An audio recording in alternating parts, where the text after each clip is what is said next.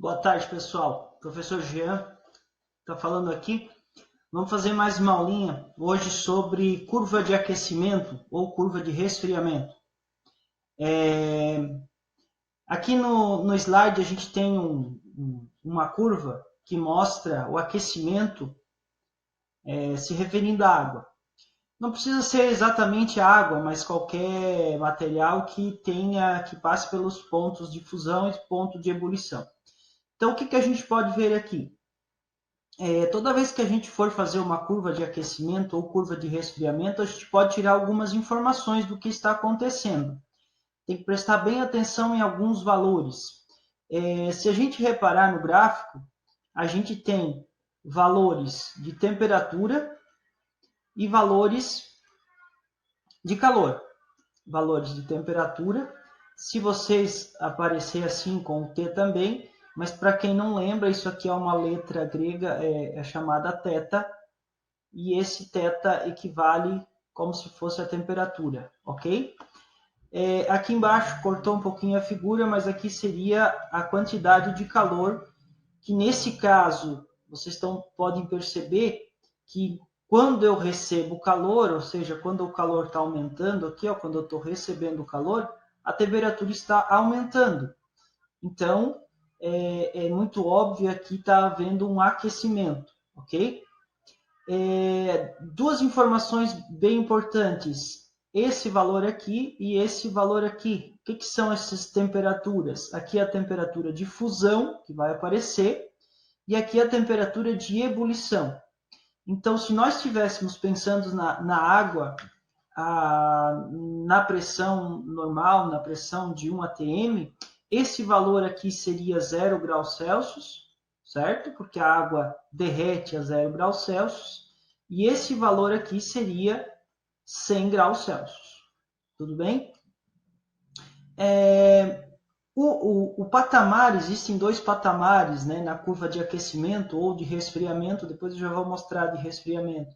Esse patamar, primeiro patamar aqui, ó, que a gente está vendo, ele se refere, se ele estiver nesse sentido, né, se o calor está nesse sentido, ele se refere à fusão.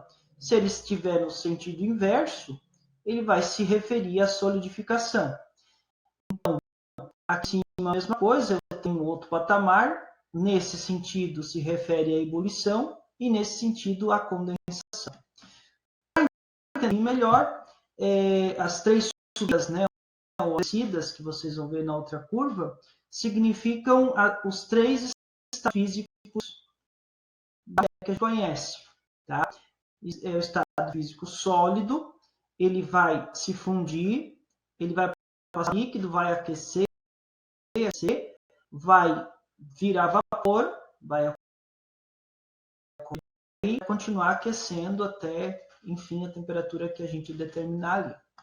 Tá ok? Então, para entender um pouquinho melhor, eu fiz montei nesse gráfico aqui para vocês visualizarem um pouquinho melhor. Aqui está marcando ó, o que é o θF, né? Eu estou representando pela letra T, não tem problema nenhum. E o que é o θE, que é a temperatura de ebulição. Ok? Aqui eu botei uma curva de aquecimento e ao lado uma curva de resfriamento. O funcionamento delas é a mesma coisa. Aqui está até mostrando a da água, tá? Ó, do aquecimento da água e do resfriamento da água. Então eu peguei um bloco de gelo.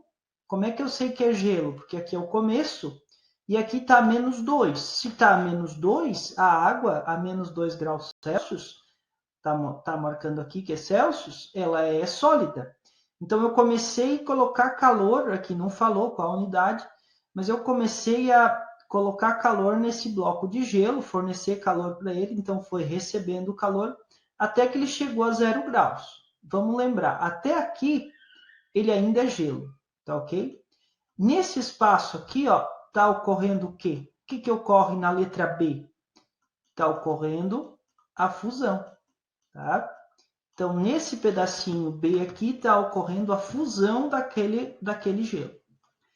Nesse trecho C, se eu subir aqui, até no trecho D, ela está variando a temperatura de 0 até 100 graus. Ó. está só havendo variação de temperatura.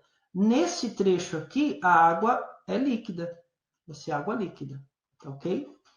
Nesse trecho A, a gente já falou, é sólido. No trecho D, ele está recebendo calor, porém aqui ele está transformando, ele está no processo de vaporização. Tá? O processo de vaporização ocorre nesse patamar no valor do D aqui. Não é I, né? É D. No patamar do D. Tá? Então, aqui está ocorrendo a transformação do estado líquido, que estava abaixo, para o estado gasoso, que está acima. Se a gente olhar a curva de resfriamento, é justamente ao contrário. Eu começo a 110 graus Celsius, eu pego lá um vapor de água, né, a 110 graus Celsius, vou retirar calor dele, vou colocar ele numa geladeira, num freezer. Então, conforme eu vou retirando, essas moléculas de gás vão perdendo calor até chegar a 100. Chegou a 100, vai ocorrer a liquefação, ou seja, vai passar de gasoso, aqui é gasoso, para líquido.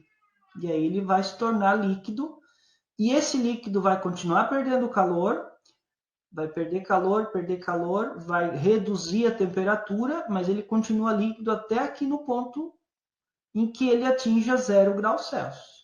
Chegando aqui, ele vai acontecer um processo que agora é a solidificação.